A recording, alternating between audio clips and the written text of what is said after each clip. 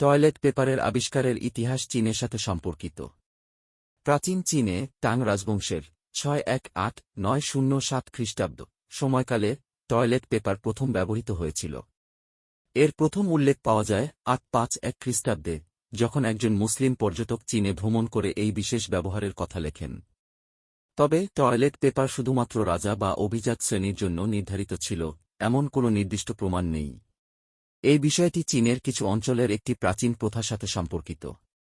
চীনের ডংয়াং শহরে বালক ছেলেদের মূত্রে সিদ্ধ করা ডিম খাওয়ার প্রথা রয়েছে, যাকে স্থানীয়ভাবে টংজি ড্যান বলা হয়।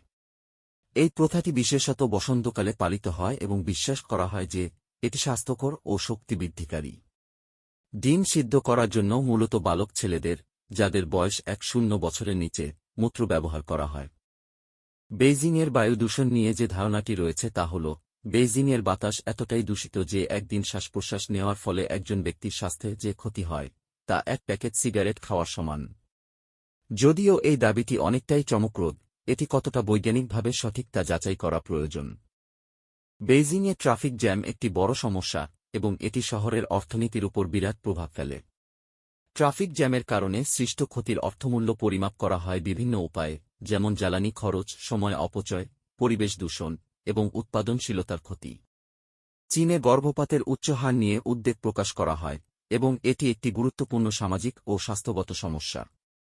চীনে প্রতি বছর গর্ভপাতের সংখ্যা সম্পর্কে বিভিন্ন সূত্র থেকে তথ্য পাওয়া যায়, তবে সংখ্যাটি কখনও কখনও ভিন্ন হতে পারে।